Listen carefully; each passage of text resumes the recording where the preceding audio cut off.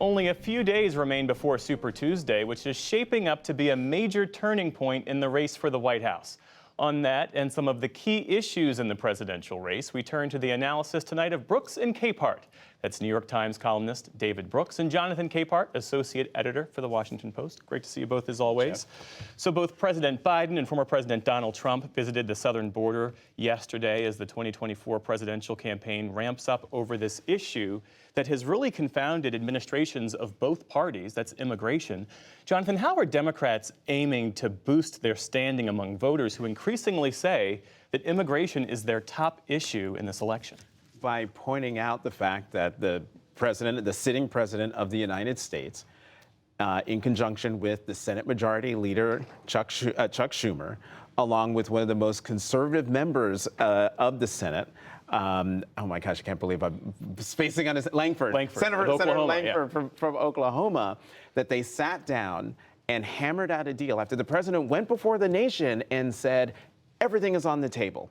I'm willing to negotiate. They negotiated. They came up with a bill that bits and pieces of it were leaking out that was so bad from the president's base perspective that they were raising hell about if this becomes law, this is going to set immigration policy back for a long time. But the president thought we need to do something.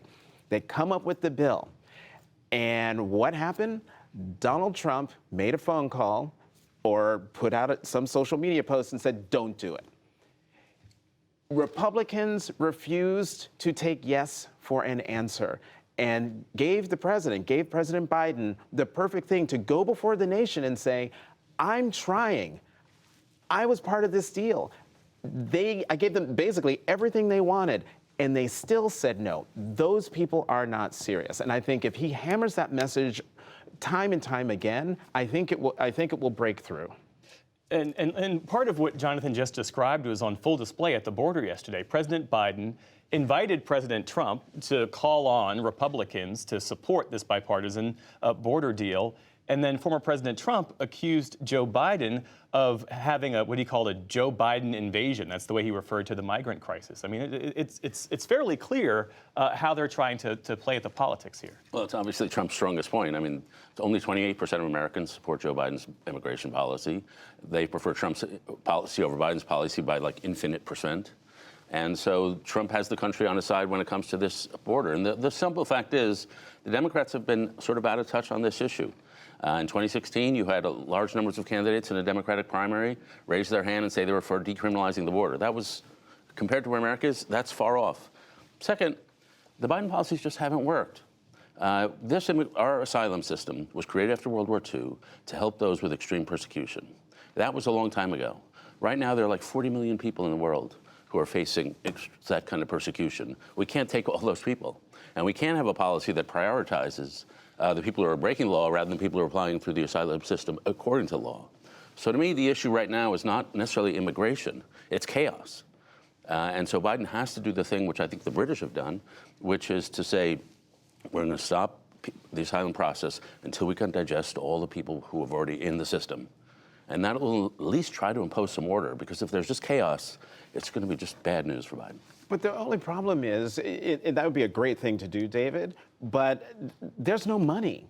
One of the things about that Senate bill was that it was giving funding to allow the Customs and Border Patrol to do the things you were just saying. So the chaos will continue, not because the president isn't doing enough, but because the Senate can't pass a bill that would make it possible for the president to do what he wants to do, but also for Republicans to get done what they say needs to be done for years now. Well, let me ask you this, because the president is weighing some executive action, absent congressional action, that would allow him to tighten asylum rules. So if there is a problem, and both sides say that there is a problem at the southern border, and he has the authority to tighten the asylum rules, why not do it? What's he waiting for? I mean, I wonder, does he really have the power? I wonder if the White House, and you should have asked me that question beforehand so I could have made some calls to the White House to see what they're doing. But, you know, the president has made it clear since before the bill was made public or just after, that, you know, he's willing to do that. Why he hasn't done that, I wonder if that's because they're trying to really see the legalities of doing it. Well, looking ahead to next week, it's going to be a busy one. We've got Super Tuesday and the State of the Union. But let's start with Super Tuesday because more than a dozen states are set to hold presidential nominating contests. And this is a real milestone for the 2024 race. The results might be anticlimactic, right? But we will learn more about the strengths and weaknesses of Donald Trump and Joe Biden. What are you going to be watching for?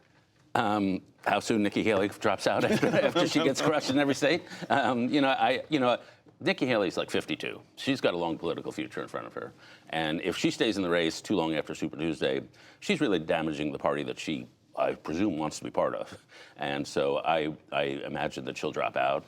And the other thing to look for is how much weakness, how much softness there is in the Biden coalition. Obviously, there were some non-committed voters in Michigan. Is there a lot of that? I would strike for all the people who are upset with Joe Biden. They're not exactly rushing out to Dean Phillips. Like, there's no Gene Phillips juggernaut. And so that leads me to believe people are nervous about Biden losing, but they like the guy, they support him, they think he did a good job. So I think he has pretty strong support in the Democratic Party. How about you, Jonathan? Yes. No, the things I'll be looking for will be the percentage spread between Donald Trump and Nikki Haley. It's been growing since Iowa, but the fact that she lost her home state, okay, fine, in South Carolina, but she got 40% of the vote. That is a sizable chunk of the Republican electorate that says, you know, we're not down with this guy. And so will that replicate itself in the Super Tuesday states? And when it comes to the Democratic side, I want to see if there are states that have uncommitted, non-committed, or Dean Phillips, how much support they get. And I suspect, especially since it's Super Tuesday, they're not going to get a lot of support at all. Yeah. I think perhaps the biggest story this past week was the Senate Minority Leader, Mitch McConnell, announcing that he would not seek another term as the Republican leader, ending a stretch as the longest-serving party leader in Senate history. I want to get your reaction to his announcement and really your assessment of his consequential and controversial legacy. Yeah, I think it was epical. And mostly because he made it clear, I'm out of touch with the party. And so I would tell this historical story. In the 1930s, the Republican Party was a pessimistic, inward-looking party that shut down the borders, that shut down trade, that was isolationist. And that was the Republican Party of the 1930s. And that party lasted until 1952, when Dwight Eisenhower took an inward party and made it an outward party that was for internationalism, that was for free trade, that was for immigration. And that Ike-led party really lasted 60 years. And over the last couple years, we can say that party is over, and we're returning to the 1930s Republican Party. Isolation, some degree of nativism, and some degree of protectionism.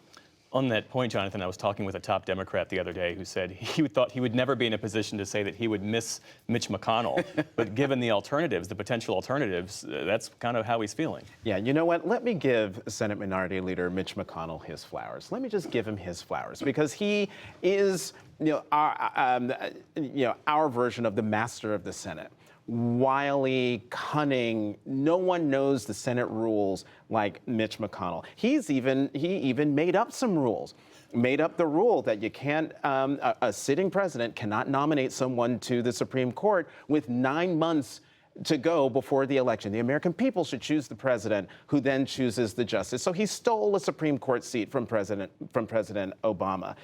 Fast forward to the death of Justice Ruth Bader Ginsburg. A month before the election, 3 days before the election, he turned tail and said, no, we must have a new justice. And Justice Amy Coney Barrett got onto the Supreme Court, sealing a conservative supermajority, 6-3 supermajority. Another thing he did was remake the federal judiciary in the image that he wanted it to be in, which was young and conservative, a pipeline of federal judges, young federal judges, some of dubious quality, who would then rise up and, fill higher benches in the federal judiciary. And then, last but not least, Senator McConnell, when he was majority leader, voted not to convict Donald Trump in his second impeachment trial for his role in the insurrection of January 6th. If he had voted to convict Donald Trump other senators would have followed along. Trump would have been convicted. We might not be in the position we are in today. And what his action even more galling was that after he cast that vote and let Trump off the hook, he stood in the well of the Senate and gave a fire and brimstone speech that was the right thing to say. Unfortunately, it didn't match the vote he gave. So while I'll give him his flowers for being a mastermind, a master political genius for what he wanted to do, I think he's responsible for a lot of the problems that we're facing right now in the country and our democracy. What's that? Those aren't very nice flowers. David Brooks and Jonathan Capehart. Our thanks to you both. Thanks, Jeff.